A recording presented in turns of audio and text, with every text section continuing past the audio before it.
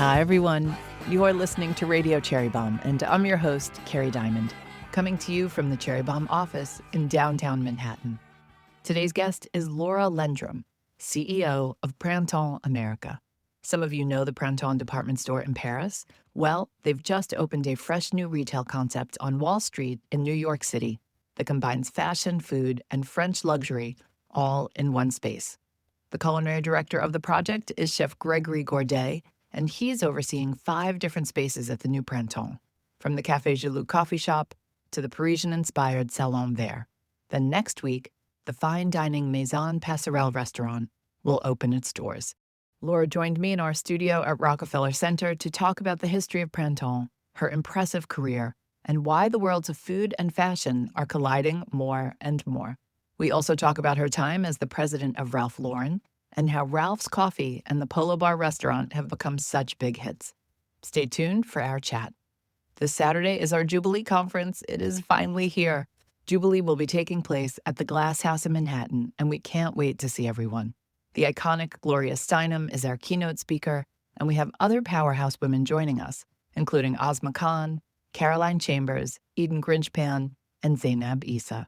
It's going to be an inspiring day filled with community connection and, of course, great food and drink.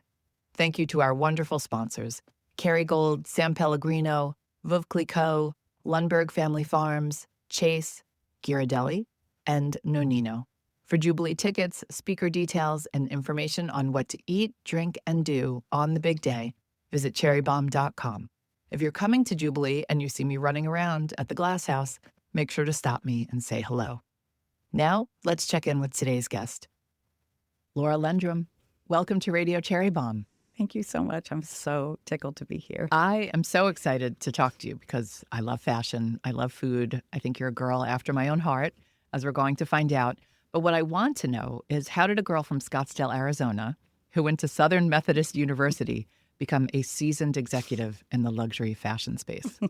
It's a roundabout story, isn't it? But I grew up in Arizona, but I always knew that I wouldn't end up there. SMU was as far as I could get east, because I didn't know yet that I wanted to do fashion, but I knew that I didn't want to stay in my hometown. No offense to Arizona, but A lot of us can relate. yeah, I always knew that I somehow wanted to get to New York. So that's as far as I got. And I started into fashion kind of early, was paying attention early. New York is like Oz for so many people. Oh, totally. Right? Totally. Were there signs when you were younger that this might be your career path?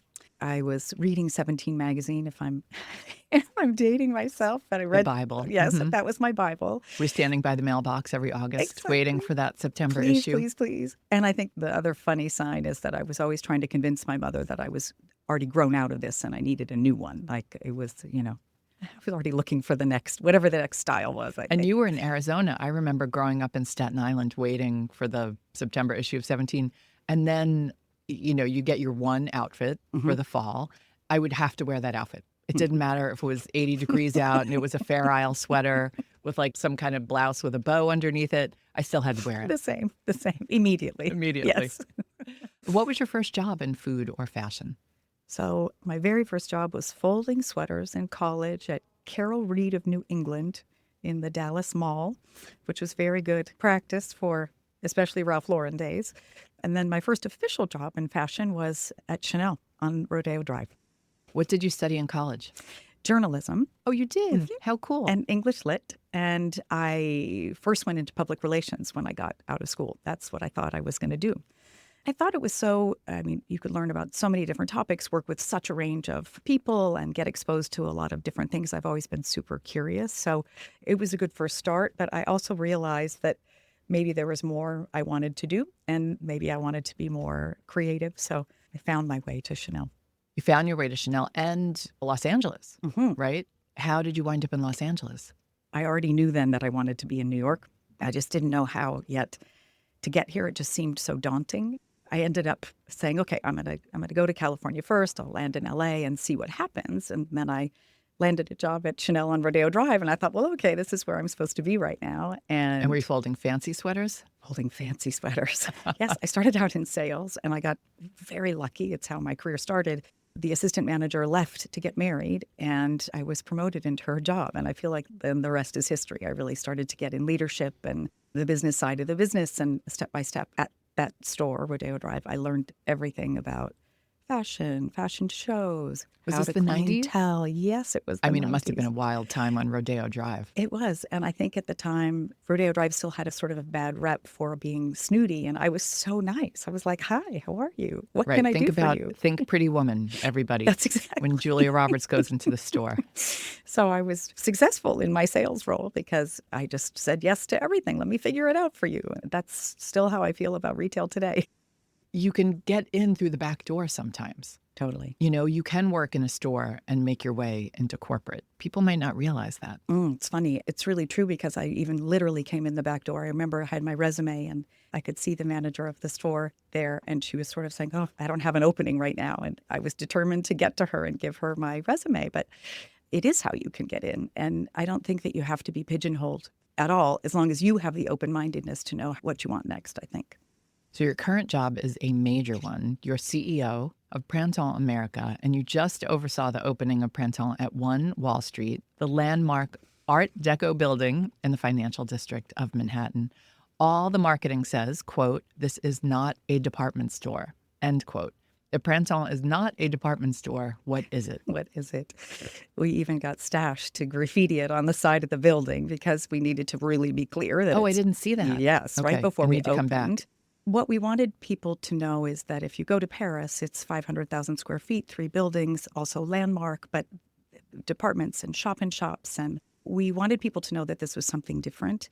We also think that New York doesn't need another department store and that brands who might be part of a project like this don't need another point of distribution. So we wanted it to be curated and thoughtful and something different. Plus, it's only 55,000 square feet, which is a big flagship size store, but it's not a department store size. Oh, that's interesting. It's much more intimate. And I guess when you think about a department store, it's like, I can get a bra, I can get some pantyhose, Exactly. I can get a set of all-clad. Exactly. Right. Exactly. I was very blessed. I had the brief from the CEO. They wanted to sort of think of it as a lab. We didn't call it a lab, but we used that internally in the beginning. So we landed on it being a hospitality project. The layout is quite interesting. You enter at 2 different ends and you can't connect on the ground floor or across. So we made it a French apartment in the heart of New York. And I would like to live in that French apartment me in too. the heart Yeah, of this New is York. a very big, very big apartment. But also the idea that French savoir-faire meets American hospitality. So bringing the best of both, but not taking ourselves too seriously and being playful with it. We'll be right back with today's guest. Today's show is presented by Mazza. You know that one condiment, the one you put on everything? For me, that's Mazza's cilantro chutney. Mazza was founded by sisters Yasemin and Sheila Sajadi and inspired by the bold, vibrant flavors of their Afghan heritage. Growing up, they drizzled their mom's magic sauces on everything. Rice, eggs, tacos, you name it. And now, they're on a mission to bring that same fresh goes-with-anything flavor to your kitchen and mine. Mazza, which means flavor in Farsi, is all about soul-satisfying food. Their sauces are made with simple, wholesome ingredients and are crafted for dipping, spreading, and drizzling on just about anything. Whether it's the herby, vibrant cilantro chutney, the sweet and spicy mango chutney, or the creamy, zesty lemon aioli, Mazza instantly transforms any meal. Find Mazza at every Whole Foods market nationwide and make your next bite unforgettable. Learn more at Mazza.com and follow them on Instagram and TikTok at Mazza Magic. The Mazza founders are official Cherry Bombe members. If you'd like to be an official Bombe Squad member, visit cherrybombe.com for all the details and perks, like discounts on Jubilee tickets and invites to our monthly member meetings. A lot of the meetings are focused on building your business, and we have had terrific guest speakers like author and recipe developer Carla Lolly Music, Substack star Caroline Chambers, and events expert Sue Chan share the secrets to their success. The Bombe Squad is an amazing community, and we would love for you to be part of it. How did you find that building? It is spectacular. What was in there? Well, I think it started with the Red Room. And I think that Printemps was already looking at the space when I started with them. And as soon as I saw that, I thought, well, there's just no place else to be able to have that as part of the space. Was it empty? Because you've had your job for a few years. 4 years. Yeah. It started in June of 21. Yeah. So it was being converted to condos. It was originally Irving Trust built it almost 100 years ago, but it was offices and converted to condos. And so they created the retail space, but nobody was sure yet if the Red Room would be part of the retail space, which in my mind, it was just, of course, it's part of the retail space. It's just magnificent. It's also a landmark building. Paris flagship is a landmark building. And they're just so Paris is Art Nouveau. This is Art Deco. It felt like we could create a vocabulary between the two. So that was really important as well. And to do something in a new place that was a neighborhood already in evolution. This is probably the third phase of the evolution of this neighborhood, but something that was already happening there and where we could bring something new and be really community oriented too. What is the history of Printemps? We have a lot of Francophiles out there who probably know Printemps in Paris, but might not know the history of the brand. I mean, it's such a fun history. It was founded by a husband and wife, Jules and Augustine Jalouzeau. He had been working at Bon Marché, which was around a little bit before Printemps, and his wife, Augustine, was a famous actress. It was her money. Good for you, Augustine. She decided that this would be great to open their own department store. They did it in a neighborhood that didn't have other retail, which is also interesting about the financial district. It's not a big, retail district. She was this famous actress. It was her money that they used to invest. She thought it should be called Printemps, which is French for spring, because it was happy and joyful and the idea of renewal. And so that's a fun story. And then they were innovative in every single thing that they did. Easy things like the first to have electricity, the first to have elevators. But more importantly, they paid men and women equally at the turn of the last century.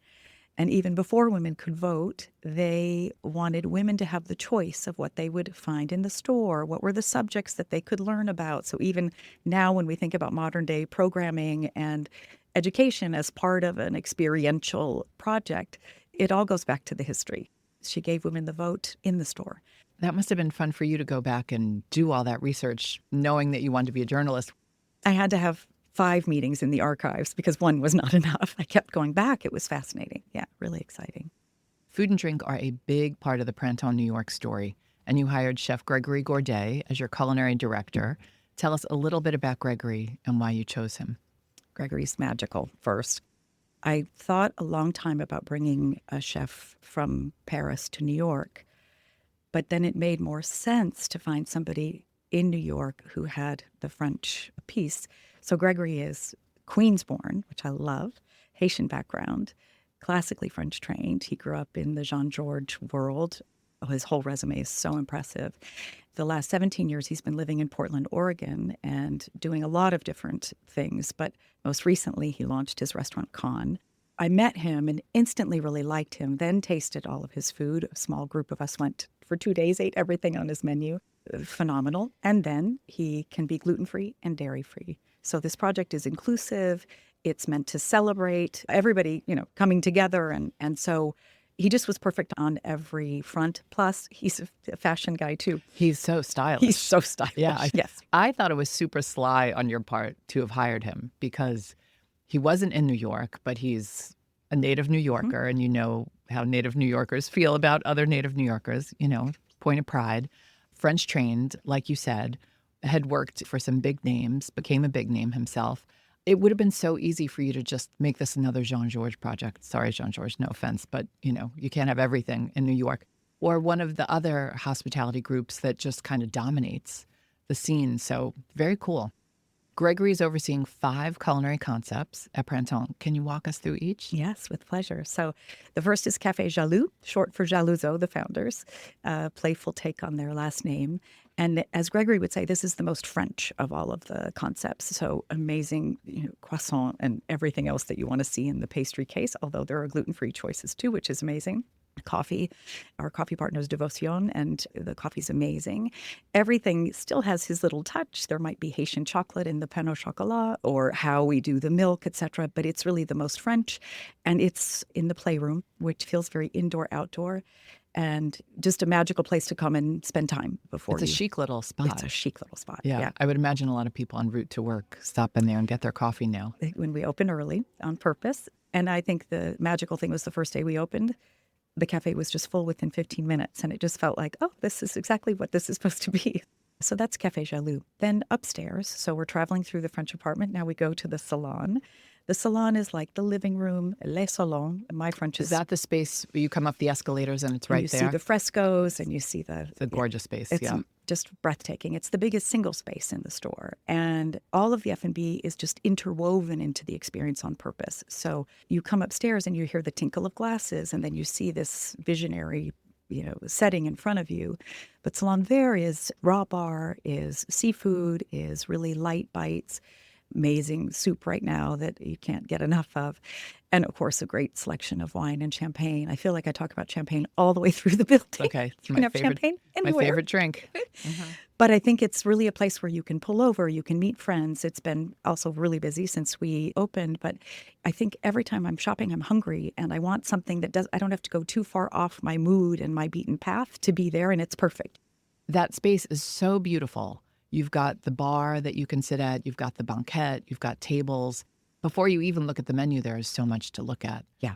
How Laura Gonzalez combines colors is beyond me. It's just amazing. She is maximalist, but the way she does it, there's nobody else. Color, And texture, everything. yeah, okay, everything. I interrupted you Yes, from our that's okay. tour. Okay, next. So now where we're do we go? touring. So we make our little way through the Caterpillar, which is the beauty corridor, and we arrive at the Salle de Bain on the other side, which is like our powder room. It's sort of, we're getting into the inner sanctum of the apartment. And there we have a champagne bar, which also has amazing drinks from Gregory.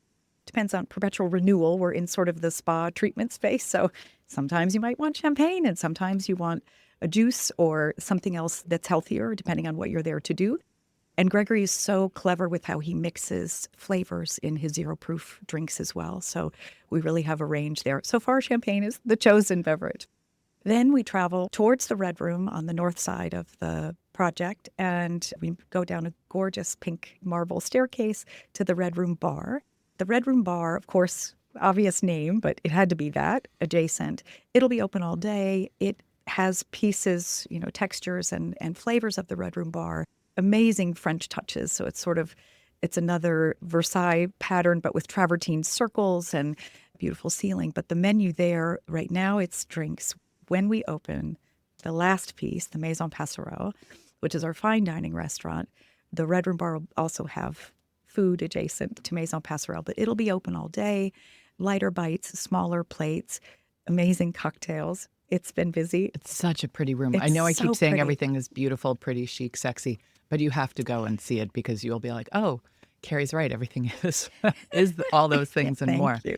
All right. Tell us about the piece de resistance, though. You do Maison have Passerelle. a proper restaurant. Yes, Maison Passerelle. It's really where Gregory started when he started thinking about being the culinary director of the whole building. And he's been so thoughtful, really had a sense right away that this is also why we wanted to find somebody with his background. New York has amazing French brasseries. New York has a great selection of places that you can eat that do that. He really wanted to do his own twist on it. So he said, the classics are the classics, but we can add something different. So if you still want your salmon, then it has this other twist. He did a lot of research. He's so smart on top of everything else, and looked at the spices, the flavors, the colors, the textures of all of the French colonies, bringing a menu that touches literally every part of those worlds. Passerelle means bridge, and the idea is that we're bridging that world and those spices and flavors, and he's reclaiming them in a modern way with a common language being food. When do you anticipate the opening will be? Opens April 17th. Oh, fantastic. Yes. Oh, it's right around the Coming corner. up quickly. Okay, good. Coming Good. up Are you quickly. going to be there every night? Yes. Yes. I'm so excited. Can't wait. Of the places that are open, do you have any favorite dishes so far? So at Salon Vert, this is really up my alley. So the seafood is amazing. The mussels escabeche are incredible. Oysters, Gregory has a sauce, and I'm not going to do it justice describing it to taste, but I had a friend who didn't like oysters. I said, just try the sauce. You can't believe the sauce. And the soup has a sweet potato base, and it's incredible. Gregory can do spice where you don't know exactly what it is, but it just touches you. And the soup is perfectly spiced. So I think those are my favorites so far. I can see in your face how excited you are about all of this. Well, this is great. And you are a bit of a foodie. We were talking earlier. You love Alice Waters. You Yes. love Farm to Table. You love seasonal produce, all the Yes, things. totally. That's how yes, that's for sure my base. Yes, totally. Let's chat quickly about Laura Gonzalez. She's known for her maximalist style. She's the architect who brought the space to life. Why did you want to work with Laura? So we had a long list, just like chefs, we had a long list of architects, amazing, amazing architects. And somebody told me about her. So we added her to the mix of people that we were talking to. We wanted this project to be on a human scale, to be very different from how a department store feels on purpose, residential, warm. The day that I met her, I was interviewing her on Zoom. She was in Paris and she was opening her gallery that day. And she just had this amazing energy. I could see her waving to someone who came in, but she was fully focused on the conversation. She talked about joyful. She talked about soulful. She talked about this idea of residential and asked just a lot of really great questions as well. So I felt immediately like she was the one, and needed to then obviously get everybody, not get everybody on board with it, but everybody had their own idea of what this might be because now it was getting physical. But finally, all our stakeholder team in Paris met her and everybody understood. So she was a phenomenal choice. Maximalist. Retail is always about the product and never about the design. So the idea was that we wanted to be about the space too and what happens to you and how you feel when you're there. As we discussed, the interiors are so beautiful, but the Red Room is really a dazzling space. What can you tell us about the room and its late designer, Hildreth Mier? She has 3 generations of her family still alive now. Amazing. Ralph Thomas Walker and she knew each other. He was the architect of the building and considered the architect of the century in the 60s. He knew he wanted a space that was really impressive. You know, she was a muralist known already. And in fact, she did some work at Rockefeller Center. I was going to say, you can see some of Hildreth's work here. Yeah, yeah. They had this vision together of what it would be and to do a floor-to-ceiling mosaic in the way that they did. It was for the best clients. It was for their VIP clients. Interestingly, done between 1929 and 1931. So a rough time, but they soldiered on. Right during the Depression. Exactly. Is it 2 stories? So it's 3 stories high. Wow. 3 stories high. And I think it has almost 3 million tiles if you actually try to calculate the amount of mosaic. And probably 200 different colors, but it's all in the range of red. And then it goes into sort of golden flames when you get to the ceiling. And it's an interior landmarked space, right? There aren't a lot of interior landmark spaces in the city. There are not. So it was interesting. I thought it was landmarked when I first saw it, but then I learned that to be a landmark, you had to be available to the public. And it hadn't been seen since around 9/11. It had been closed. So I didn't even know about it. Yeah. I was so shocked when I saw it for the first time. It was really, I think, really hidden, and a lot of people hadn't experienced it. Hidden in plain sight, though. Hidden in plain sight, exactly. Because those windows are huge. At the corner of Wall Street and Broadway. Yes, Yeah. exactly. But we got it landmarked last June. So Printemps and our landlord worked really closely with the Landmark Preservation Commission, and it was official last June. So we're super excited. This is really something that Printemps wants to be a generous brand and to give this landmark back to the city. People can enjoy it now all day. So I can't imagine Laura when she saw that space. that was the start of everything. It was the base really for how she thought about the rest of the project. There was no way she could say no to that No. assignment. You know what would be so much fun? To hear her and Gregory in conversation. It would be a fabulous conversation. Maybe they'll have to interview each other for Cherry Bombe or something. They get along so great, too. Between the culinary concepts and the interiors, how does the retail component of Printemps not get lost? You can't survive on F&B alone or people coming to admire, the design. Totally, totally. It's just a different approach. The way that Laura's very first presentation to us, she approached it, she said, the poetry of shapes and curves, no straight lines.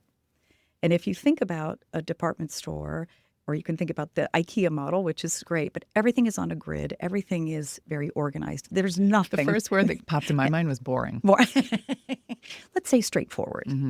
But there's nothing predictable about this. And so the idea was come, discover, spend time, no rush. And I think my take on it is that everything in the world feels so transactional right now, more than ever. And it's not just online shopping. Everything that you do feels so transactional. So we wanted to create a space where you could have a different experience.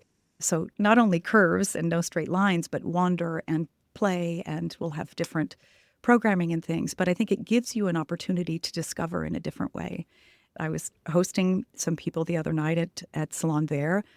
I ran to the toilet. We have a toilet time machine. Every toilet is different in the building. You have to check it out. And I saw a clutch that I wanted on my way there. And on the way back, I found a dress for my colleague that she hadn't tried on and said, I brought it back to the table because it was right there and said, you have to, and everyone was like, oh, that's you. You have to, so it's shopping in a different way and not just coming to shop and leaving, but maybe doing other things while you're there and coming more often as a result. I want to talk about one of my favorite subjects, food and fashion. I know it's one of yours as well. I'm amazed how much is going on right now in this intersection of food and fashion. You've got Alaya with food concepts now in their boutiques. Uniqlo just opened a coffee shop. I haven't even gone to see it yet here in New York City. One of the most successful examples, at least from the outside, seems to be Ralph Lauren with its Ralph coffee chain and the Ralph Lauren restaurants. You were president of Ralph Lauren from 2013 to 2017. Mm-hmm. We almost crossed paths because I was actually hired to be the vice president of fashion PR for Ralph Lauren when I was at Coach, and I turned it down. Oh, stupidly. So we almost crossed paths. Yes, and I think that was like 2011 or 12. Shoot. The opening of Ralph's first two restaurants in Chicago and Paris predated you, but Ralph's Coffee and the wildly popular Polo bar, which is right around the corner, happened under your watch. Mm-hmm. How did Ralph's Coffee come to be? When I got there, the lease was already signed for the store and the idea for the restaurant, although I think it wasn't fully baked yet. Mm-hmm. But coffee felt like a natural thing that would animate the store in a different way. It was a little ahead of the curve. Not everybody was doing that. Yes, it sort of felt like, Ralph's designs are so amazing, the store designs. And I think it just felt like we wanted someplace else where you could sit down and because Fifth Avenue has a lot of tourists, and it felt like it was a logical thing. And it started as something for that store. Clearly, it's taken on.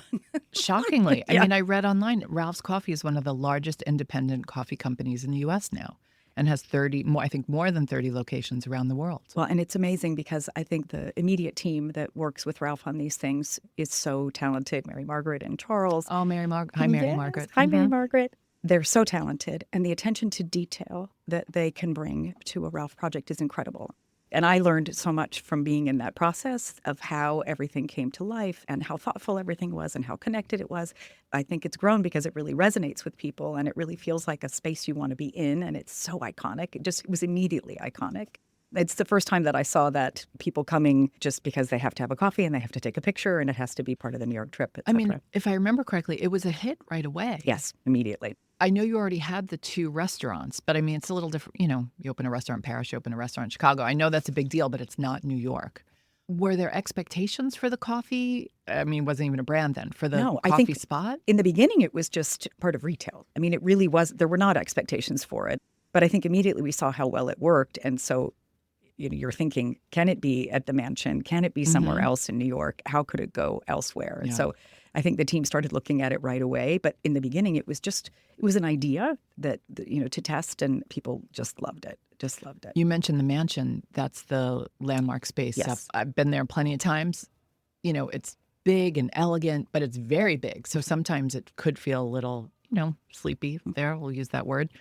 The coffee shop there has completely re-energized that space. Exactly. It's remarkable. Yeah.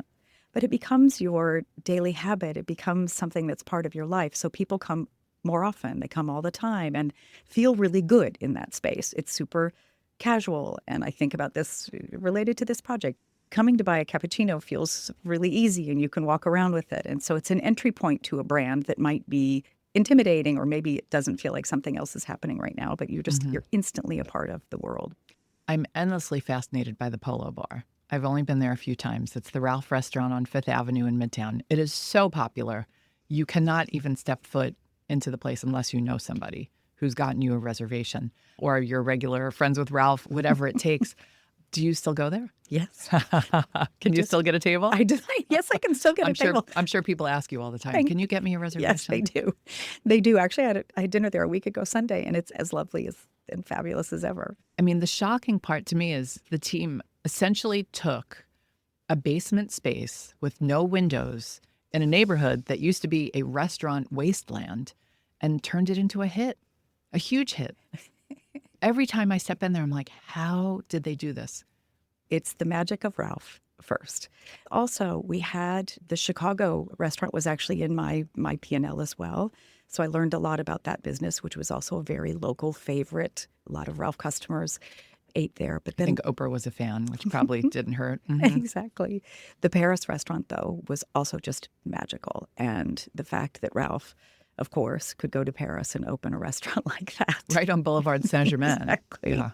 So we did also work really closely with that team to understand the magic. And again, you have the people close to Ralph who were creating initially, but we were really thoughtful about how to set it up from start to finish, who was coming and how to think about that dining room. And we had so many great clients that wanted to come. So trying to make room for people who were already part of Ralph's world.